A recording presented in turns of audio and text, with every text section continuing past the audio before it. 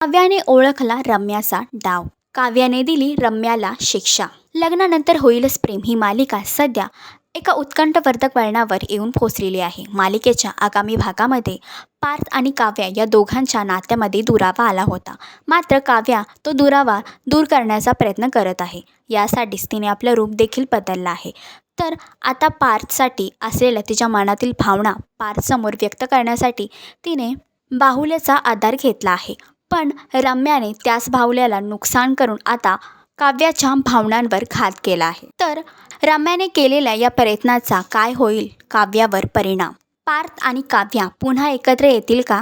मालिकेचा upcoming track तुम्हाला कसा वाटतो हा कमेंट करून नक्की सांगा. आणि अशीच अपडेट जाणून घेण्यासाठी तुम्ही आमचं चॅनल डेली चक्कर रिजनल याला लाईक, शेअर आणि सबस्क्राईब नक्कीच करा.